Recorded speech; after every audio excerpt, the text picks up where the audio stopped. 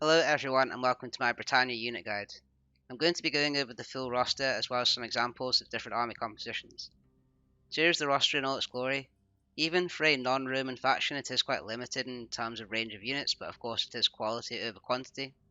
The roster is generally characterised by units that have low armour and defence but decent attack, and ways to increase this through abilities such as Warcry and also fighting in certain conditions. For example, every unit has a combat bonus in the woods and snow. It's very infantry based with a couple of ranged options and the real firepower being provided by the chariots. I'm just going to run through each of the units in groups, and I'll start with the peasants, which are effectively in a group of their own. Like with all factions, the peasants aren't very useful. They can act as a cheap way to increase public order in your various settlements, but they have limited utility beyond this. Next we have the main infantry. So every faction has a core group of infantry units which you would expect to make up the bulk of the front line as you move through the campaign, and for Britannia there's three: the Tier 1 Warband, the Tier 2 Swordsman, and the Tier 3 Chosen Swordsman. The Warbands are available from any Tier 1 settlement where you can build a muster field. They are a typical early game unit with generally low stats. The biggest issue is their low morale of 4, which means they break quite easily, and the low armour of 3 leaves them vulnerable to ranged fire. One of their only redeeming features is the high unit size of 121, which does help in battle as they last longer than if they had an average unit size of 80, like a lot of the other units do. They're okay in the early game when fighting against other barbarian factions that field similarly weak early game units, but not great beyond this. Just bear in mind that they are a spear unit and they generally do lose to swords. Moving up then to the swordsmen. They're fairly similar to the warband in terms of having low defences and low armour, however their morale is much better at 8, which means they don't break as easily, and they also have a respectable melee attack of 10. I'd say this is a solid mid-tier unit. You can rely on them in the early and mid game, but in the late game when you're fighting against units with higher defences such as the post-Marian Romans, you're going to want to be using the Chosen Swordsman because the lack of armour with the Swordsman will really hurt you. Lastly we have the aforementioned Chosen Swordsman, which are a very good endgame infantry unit. Both the morale and defense are very high, meaning they have a lot of staying power in fights and they don't break easily. Most infantry units in the game have a morale of 10 or less, which makes the Chosen Swordsman superior in this regard. Their defense stat of 17 is also only really bettered by the Roman cohort units and the hoplites. The attack stat of 13 is also solid, but nothing special. In your armies, you want to take advantage of the fact that these won't break easily, so you can trust the front line will hold while you flank with your chariots. All three of these units have the Warcry ability, which provides a short-term boost to attack, so be sure to use this before engaging in combat as it will give you a better chance against the higher tier units. Next we'll move on to the special infantry units, which are the Woad Warriors, Druids, and the Warhounds. The Woad Warriors are basically shock infantry, and I would say that they are one of the hidden gems in the Britannia campaign. This is because they have similar attack and morale to the Tier 3 Chosen Swordsman, but they are recruitable from a Tier 1 structure, meaning you effectively have access to a unit with endgame attack stats right from the start of the game. The downside is that their defense is terrible. The armor is literally 0, which means they're very vulnerable to ranged fire. I'd say the best way to use these are to flank. With the decent charge stat, Warcry, and naturally high attack, they can rout enemy units fairly quickly. Alternatively, you can hold these back behind the front line and use them to reinforce any units that break. Even with 2 or 3 of these units in an army, they can make an impact. Some people do adopt a strategy whereby they build the tier 1 shrine everywhere to be able to recruit loads of Woad Warriors and then use them instead of the Warband in the early game. That's because the jump that you get in morale and melee attack compared to the Warband is more than worth the drop in defense from 10 to 4.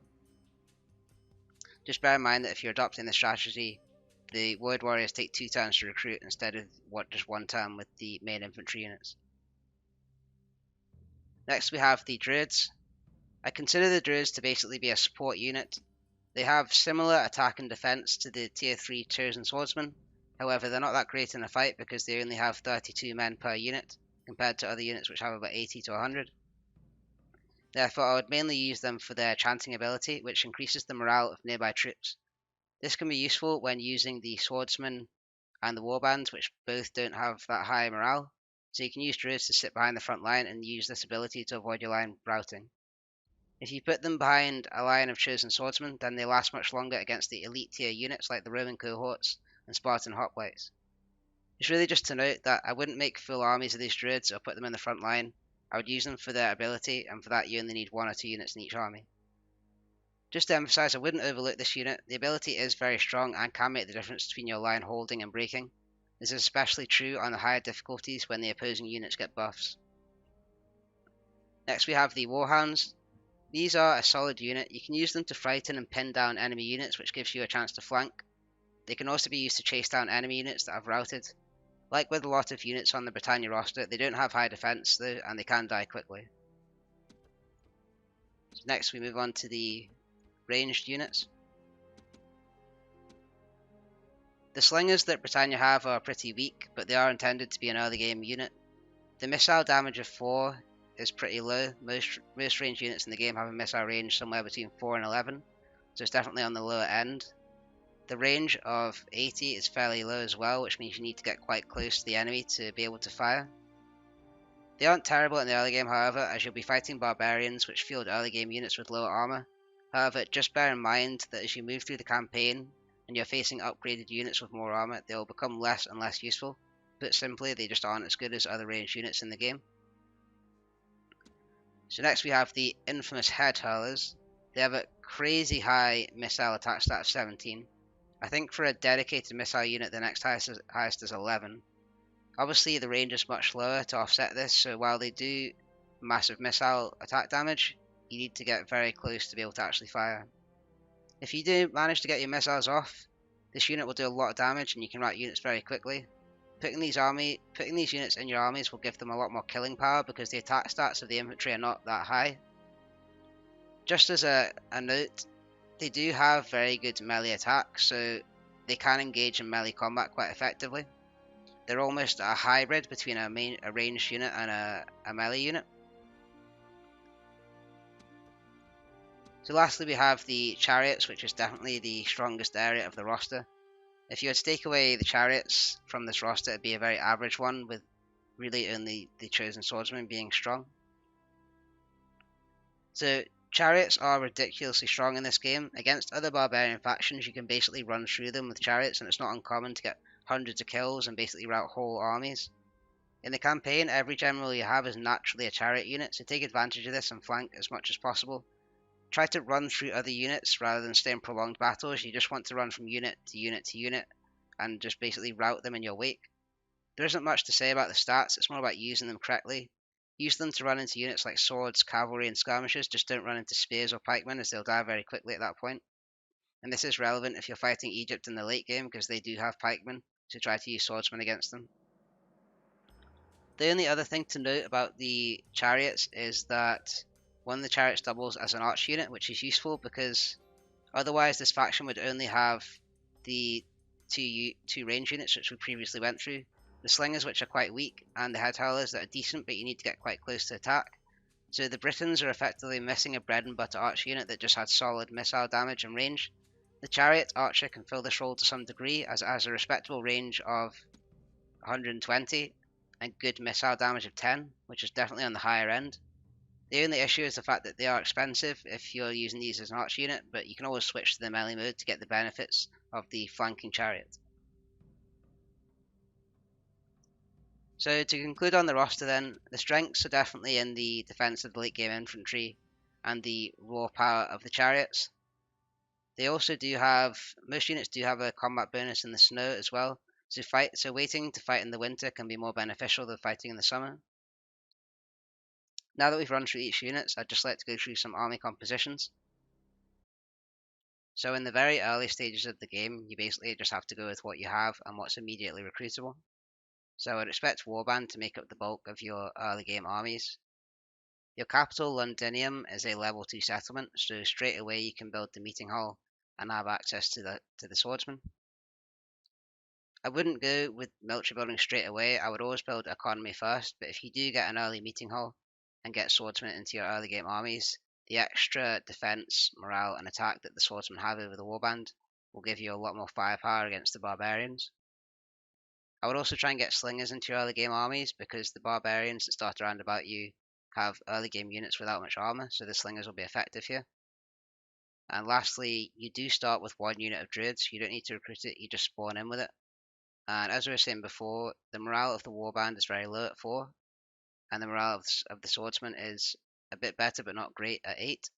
So if you have the druids sitting behind this front line, then it can avoid line breaks that would otherwise happen and give them a bit more staying power in the battle. Alternatively, in the early game, you could do the strategy that we talked about before, which was to build the shrine to Adrasta everywhere, and that will allow you to field early game units full of wood warriors. And these obviously have much greater morale and melee attack than the warband and the swordsman. If you're going this approach, I would also get some slingers in there because you're still facing barbarians. I would adopt this kind of approach if you're playing an aggressive style of campaign where you want to hit your enemies quickly, because the wood warriors are most useful in the early game when you're fighting against other early game units which don't have much armor.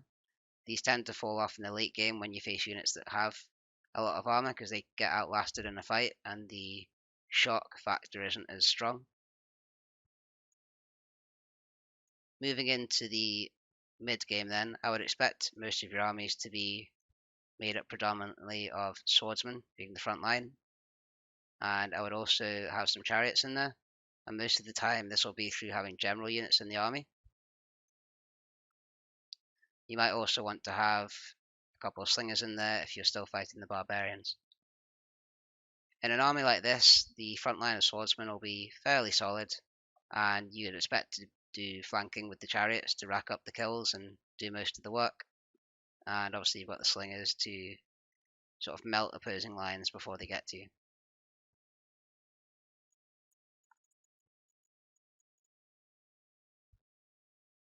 Next, we'd have the late game army. So in your late game armies, you definitely want to be using chosen swordsmen as your front line due to the high defense and high morale. You want to be getting the heavy chariots in there as well. I'd say the more the better, even up to 5 or 6. And you probably want some druids in there as well to use the chanting ability to make the front line unbreakable.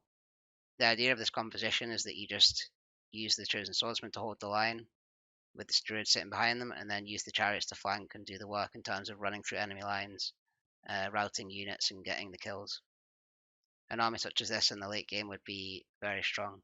You could also get some head hurlers in there if you wanted to provide some ranged fire as well. Lastly, moving on to some experimental builds then. So as I was saying before, the head hurlers do have quite high melee attack, so you could actually just make an army full of head hurlers if you wanted to.